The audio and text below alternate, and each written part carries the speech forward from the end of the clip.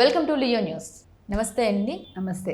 ఎన్నికల కోడ్ అమలైపోయిన తర్వాత ఈసీ చాలా నిబంధనలు అయితే పెట్టింది. కానీ ఆ నిబంధనలకు విరుద్ధంగా వెళ్తున్నారు వైకాపా ప్రభుత్వం వారు. ఇప్పుడు చూసుకుంటే కనుక ఎక్కడ చూసినా కూడా మద్యం అనేది ఏరులై పారుతుందని చెప్పుకోవచ్చు. అంటే ప్రతి సభలో ఇప్పుడు మేమంతా సిద్ధం సభలో, ఇంతకుముందు సిద్ధం సభలో అవనివ్వండి, లేకపోతే ఇప్పుడు మేమంతా సిద్ధం సభలో అయినా సరే ఎందులో చూసినా మద్యం ఏరులై పారుతుంది. కానీ వాళ్ళకి అక్కడి నుంచి తెలంగాణ నుంచి, కర్ణాటక నుంచి, గోవా నుంచి మద్యం తరలిస్తున్నట్టయితే తెలుస్తుంది. కానీ ఒక్క మనిషి దగ్గర 3 బాటిల్స్ కన్నా ఎక్కువ ఉండకూడదు అని కూడా చెప్పారు. కానీ వీళ్ళకి ఇన్ని లక్షల మద్యం, ఇన్ని లక్షల కేసుల మద్యం ఎక్కడి నుంచి వస్తుందంటారు? అసలు చెక్ పోస్టులు ఎలా దాటుతున్నారంటారు? అందుకే ఇప్పుడు మీకు గుర్తుంటే బెవరేజెస్ అతను వాసుదేవ రెడ్డిని అందుకే ట్రాన్స్ఫర్ చేశారు. కానీ జరగాల్సిన ఆలస్యం జరిగిపోయింది. కేంద్ర ఎన్నికల సంఘం వాళ్ళు దృష్టి పెట్టడం లేట్ అవుతుంది. ఎందుకని మనకు తెలియదు. కంప్లైంట్స్ వెళ్తున్నాయి కానీ ఇప్పుడు డీజీపీ విషయంలో, సిఎస్ విషయంలో ఇంకా జాప్యం జరుగుతూనే ఉంది. ఈ జాప్యం వల్ల జరుగుతున్న అనర్థాలు ఇవన్నీ. వాసుదేవ రెడ్డి అనే ఆయన ఈ మద్యానికి సంబంధించి ముందుగానే మొత్తం సరుకు తెప్పించేసి ఎక్కడికక్కడ పెట్టించేసి వైసీపీకి అనుకూలంగా ఆయన వ్యవహరించారు. దాని మూలంగానే ఇప్పుడు ఆయన ట్రాన్స్ఫర్ చేయడం జరిగింది. ప్రతిపక్షాలు ఆయన మీద కంప్లైంట్ ఇవ్వడంతో ట్రాన్స్ఫర్ చేశారు. కానీ ఇప్పుడు అధికార పక్షానికి ఒక బాటిల్ కావాలన్నా కూడా కుదరట్లే. అంటే వాళ్ళు మందు సరఫరా చేస్తారా లేకపోతే అది కాదు విషయం. కాకపోతే ఏంటంటే అధికార పక్షంలో ఉన్న వాళ్ళకి ఇన్నేసి వేల క్యాన్లు దొరుకుతున్నాయి. ఇప్పుడు నిన్నను నగరిలో రోజా నామినేషన్ వేసిన చోట ఆవిడకి సంబంధించిన వ్యక్తుల దగ్గర అనుచరుడు ఉమామహేశ్వరరావు ఆయన దగ్గర 170,000 క్యాన్లు. మరి రోజా అంత నీతులు మాట్లాడుతుంది కదా ఆవిడ. జగన్మోహన్ రెడ్డి అంత గొప్పవాడు లేడు, అంత మంచివాడు లేడు, వీళ్ళందరూ గొప్పవాళ్ళు. మరి ఎలా దొరికాయి? దర్శిలో దొరికాయి. మీకు దర్శిలో చూసుకుంటే 2 డేస్ బ్యాక్ 200,000 క్యాన్లు ఎంతో దొరికాయి.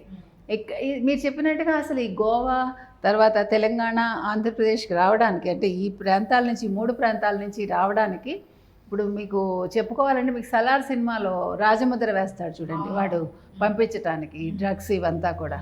అట్లా వీళ్ళు ఏమైనా ఒకవేళ జగన్మోహన్ రెడ్డి ముద్ర ఏమైనా వేసేసి, రాజముద్రలాగా ఆయన ఫోటో ఏదైనా ఒక ముద్ర వేసి ఈ వెహికల్స్ పంపిస్తున్నారా అని ఒక అనుమానం ప్రజల్లో ఉంది. ఎందుకంటే అంత విచ్చలవిడిగా ఎట్లా వచ్చేస్తాయి చెక్ పోస్టుల దగ్గర. మనం వెళ్తే మీరు నమ్మరు, మనం మామూలుగా ఒక ఫ్యామిలీ వెళ్తేనే మనం ఆపేసి, తెలంగాణ నుంచి ఆంధ్రప్రదేశ్ వెళ్తేనే కార్లో తనిఖీలు చేస్తున్నారు. డెఫినెట్గా మీకు గుర్తుంటే చంద్రబాబు నాయుడు గారిని అరెస్ట్ చేసినప్పుడు ఐటీ వాళ్ళందరూ మేము ఆంధ్రాకి ఆయన దగ్గర రాజమండ్రి వెళ్తామంటే మీకు గుర్తుందో లేదో చెక్ పోస్టులు అంతా ఇది చేసి వాళ్ళ నాన్న ఇబ్బంది పెట్టారు ఐటీ ఉద్యోగుల్ని. వాళ్ళ కారులో వాళ్ళు వెళ్తుంటే. మరి ఇది ఎంత పెద్ద విషయం అమ్మా. ఎన్నికలు ఒక పక్క ఉంటే 800,000 బస్సులు ఒక్కొక్క సభకు వస్తాయట. ఇప్పటి వరకు సిద్ధం సభలును మనకి మేమంతా సిద్ధం 20 సభల దాకా అయ్యాయి. 800,000 బస్సుల్లో వీళ్ళు ఏం చేస్తున్నారు, జనాలను ఎక్కించాక ఈ మద్యం క్యాన్లు పెట్టేస్తున్నారు. ఎక్కించిన తర్వాత వెళ్లేదారిలో ఈ మద్యం అనేది ఎక్కించేసి వాళ్ళకి సీసాలు ఇచ్చేస్తున్నారు. మీరు చెప్పినట్టుగా ఒక మనిషి దగ్గర 3 బాటిల్స్ కంటే ఉండకూడదని ఎన్నికల నియమావళిలో ఉంది. కానీ ఎవడూ పాటించట్లేదు. జగన్మోహన్ రెడ్డి మరి ఇన్ని కబుర్లు చెప్తున్నారు. ఆయన ఏం చేస్తున్నాడు? ఆయన మద్యం ఏర్లై పారుతుంటే ఆయన ఏం చేస్తున్నాడు? ఆయన మరి ఇన్ని లక్షల మద్యం ఏర్లే పారుతున్నా కూడా ఎవరు ఎందుకు ఎటువంటి దాడులు చేయట్లేదంటారు? అదే చెప్తున్నాను. ఎక్కడికక్కడ అధికారులు తన గుప్పెట్లో పెట్టుకుని ఇప్పుడు ఆయన మనుషులు, ఇప్పుడు మన అందుకోసమే ఇప్పుడు ప్రతిపక్షాలు వెళ్ళి కేంద్ర ఎన్నికల సంఘానికి కంప్లైంట్ చేసింది అదే. మీరు పలానా వాళ్ళని తీసేయండి, ఆయనకు కావాల్సిన అనుకూలమైన వాళ్ళని పెట్టుకున్నాడు ఆయన, రెడ్డి కమ్యూనిటీకి సంబంధించిన వాళ్ళు మరొకటి అని ఊరికే చెప్పలేదు. ఎక్కడికక్కడ ఆయనకు సంబంధించిన వాళ్ళు ఉండబట్టే మీరు ఎక్కడ తీసుకోండి, తిరుపతిలో తీసుకోండి, మరో చోట తీసుకోండి, అందరూ రెడ్డి కమ్యూనిటీ వాళ్ళే ఉన్నారు. వీళ్ళందరూ కూడా వాళ్ళకి హెల్ప్ చేస్తున్నారనమాట. అంటే ఇంకా ఎన్నికల కోడ్ రాకుండానే వీళ్ళు మద్యం నిల్వలు పెట్టేశారు. వాళ్ళకి ఆ వాసుదేవ రెడ్డి అన్న ఆయన వాళ్ళకి హెల్ప్ చేశాడు. అందుకోసం ఆయన వెంటనే బదిలీ చేశారు. మీకు గుర్తుంటే ఒక్క రోజులో బదిలీ అయ్యాడు ఆయన. అది ఎప్పుడో చేసి ఉండాలి కదా ఇలాంటివన్నీ. వాసుదేవ రెడ్డిని ముందే చేస్తుంటే అసలు ఇంత దూరం రాదు. కేంద్ర ఎన్నికల సంఘం ఎందుకు ఇంత జాప్యం ప్రతి విషయంలో చేస్తున్నారో మనకు అర్థం కావట్లా. అని ఇప్పుడు చూసుకుంటే కనుక ఇప్పుడే కాదు, ఇప్పుడంటే అధికార పక్షంలో ఉన్నారు కాబట్టి ఆయన అధికారంలోకి రాకముందు అంటే 2014లోనే అవును కావల్లో ఆయన ఎవరు ప్రతాప్ రెడ్డి ఎవరు ఆయన మీద ఇప్పుడు 2 కేసులు ఉన్నాయి ఈ మద్యానికి సంబంధించి. అప్పుడు అక్రమంగా మద్యం తరలించడంతో 2014లో ఆయన మీద కేసు నమోదైంది. ఇవన్నీ మామూలే వీళ్ళందరికీ కూడా. కాకపోతే ఇప్పుడు జగన్మోహన్ రెడ్డి ఆయన కన్సర్న్లో ఉన్నారు కాబట్టి వీళ్ళు హ్యాపీగా చేయగలుగుతున్నారు.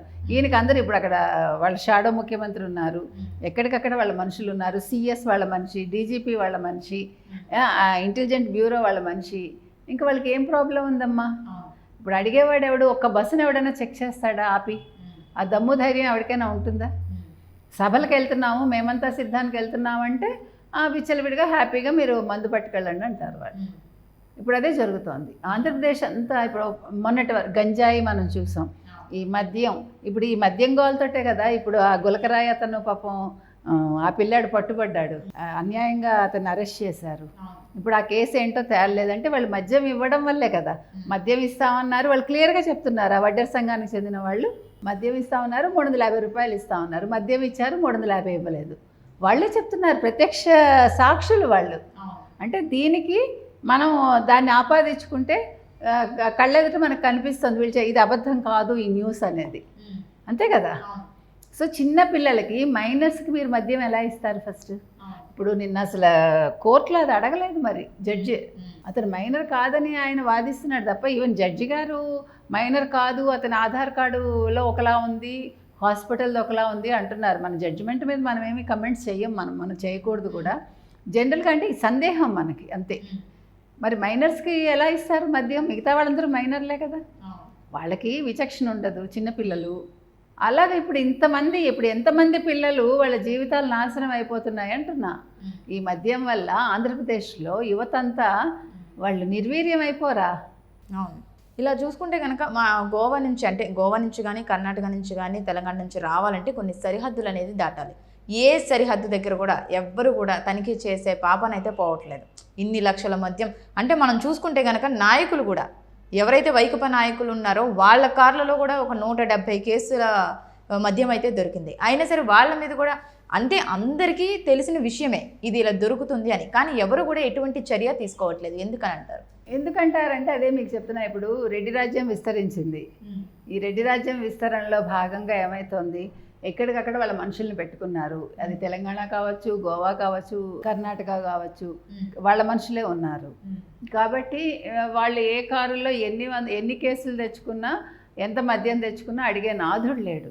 ఓకే, అంటే ఎంతమంది రెడ్లు ఉన్నా సరే, ఏ సరిహద్దులు ఎవరున్నా సరే, కానీ ఈసీ అనేది మాత్రం చర్య తీసుకోవాలి. ఎందుకంటే వీళ్ళు నిబంధనలకు ఉల్లంఘిస్తున్నారు కాబట్టి. కానీ వీళ్ళు ఎందుకు తీసుకోవట్లేదు? అదే మరి ఇప్పుడు రాణా గారి దృష్టికి వెళ్ళింది. కాంతి రాణా మీద కూడా అప్పట్లో 2014 నుంచి ఇది నడుస్తుంది కదా, ఆయన కూడా చివాట్లు పెట్టినట్టుంది కదా. కాంతి రాణాని కూడా చివాట్లు పెట్టినట్టున్నారు. అవును, సీరియస్ అయినట్టు మనకు తెలుస్తుంది. కాబట్టి అలసత్వం అనమాట. అంటే ఇక్కడ ఇప్పుడు రాజన్నవాడు ఎలా ఉంటే కింద పనిచేసే వాళ్ళు సేవకులు మిగతా వాళ్ళు అలాగే యథా రాజా తథా ప్రజ. ఇది అక్కడ అలాగే ఉంది. అంటే ఒక ఎన్నికల సంఘానికి సంబంధించిన వ్యక్తి కూడా అలా ఉన్నారంటే ఇంకా మరి వ్యవస్థ ఏ రకంగా ఉంది అనేది మనం ఆలోచించాలి. అందుకని ఈ వ్యవస్థలన్నీ మారాలి, కొత్త నాయకుడు రావాలి అని మనం కోరుకుందాం. అంటే ఎన్నికల వరకు కూడా ఇలాగే సాగుతుందంటారా? సందేహమే లేదు మీకు. ఇప్పుడు అధికారం వాళ్ళ చేతుల్లో ఉంది, వాళ్ళ బలం వాళ్ళ చేతుల్లో ఉంది, అంగబలం వాళ్ళ చేతుల్లో ఉంది, మొత్తం వ్యవస్థలు వాళ్ళ చేతుల్లో ఉన్నాయి, పోలీస్ వ్యవస్థ వాళ్ళ చేతుల్లో ఉంది, ఇంటెలిజెన్స్ ఉంది. కాబట్టి మనం ఏమీ చేయలేం, చూస్తూ ఉండడమే ఎన్నికలు అయ్యే వరకు.